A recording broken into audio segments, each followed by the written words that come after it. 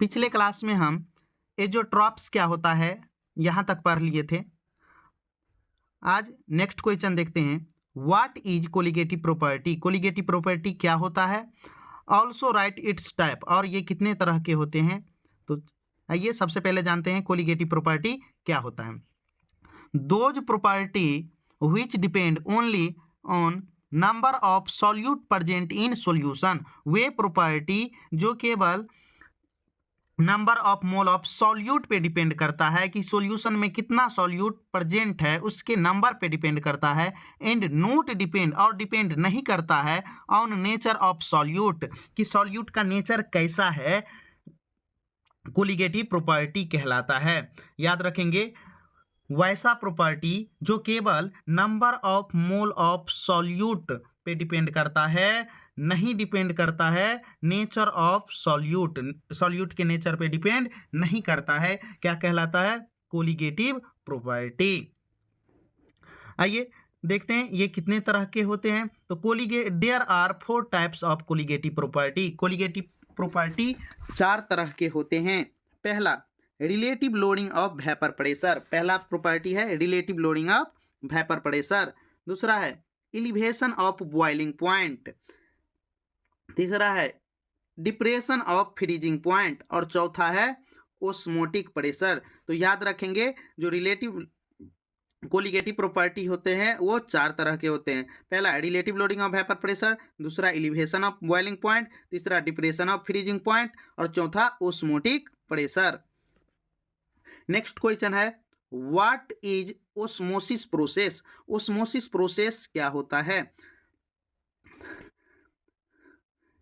इसका आंसर देखते हैं। The flow of solvent from dilute solution to concentrated solution through a semi permeable membrane is called osmosis process. Flow of solvent dilute solution to concentrated solution through semi permeable membrane क्या कहलाएगा? Osmosis process. याद रखेंगे, osmosis process में flow of solvent होता है dilute solution से concentrated solution through semi permeable membrane. Next question है,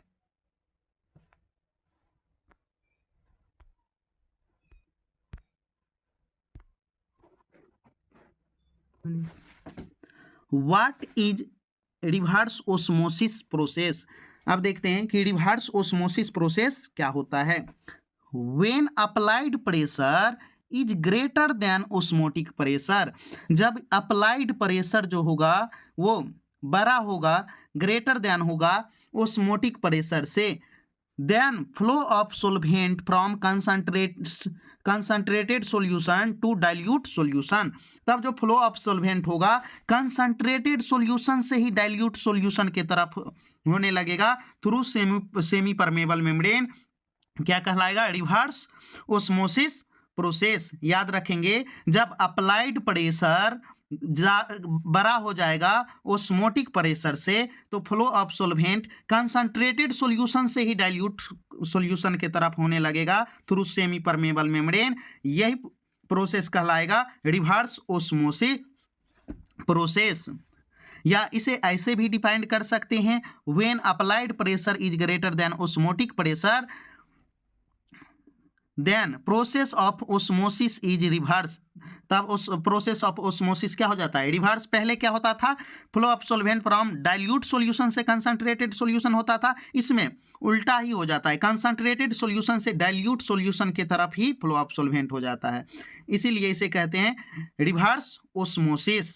याद रखेंगे, एक बार और देख लेते हैं, रिवर्स ओस्मोसिस क्या होता है? जब अप्लाइड प्रेशर बड़ा हो जाएगा, ग्रेटर देन हो जाएगा ओस्मोटिक प्रेशर से, तो फ्लो ऑफ सोल्वेंट रिवर्स हो जाता है, या कह सकते हैं जो पहले डाइल्यूट से कंसंट्रेटेड सॉल्यूशन के तरफ होता था फ्लो ऑफ सोल्वेंट, अब कंसंट्रेटेड सॉल्यूशन से ही डाइल्यूट सॉल्यूशन के तरफ होने लगता है, यही कहलाएगा रिवर्स ओस्मोसिस। इसका मोस्ट इंपॉर्टेंट एग्जाम्पल है डिस्टिलिनेशन ऑफ सी वाटर, इससे हम का यूज करते हैं डिस्टिलिनेशन ऑफ सी वाटर में।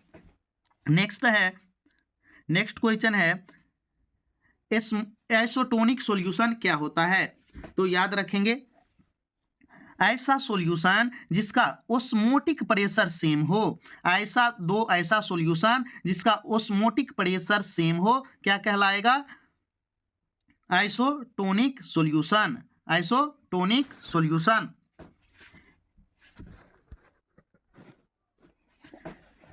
अब देखते हैं ओस्मोटिक प्रेशर क्या होता है।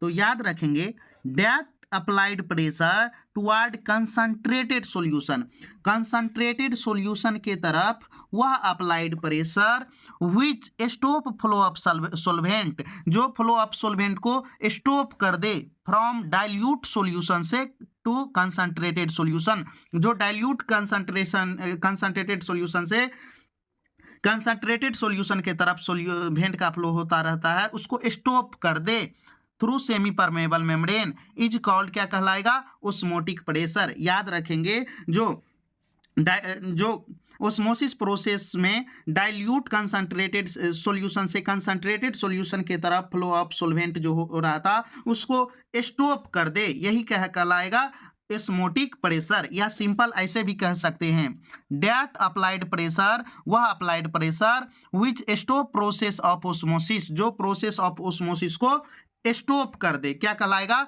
Osmotic pressure. याद रखेंगे, इसको हम पाई से डिनोट करते हैं। ओस्मोटिक प्रेशर बराबर हो जाएगा CRT, याद रखेंगे।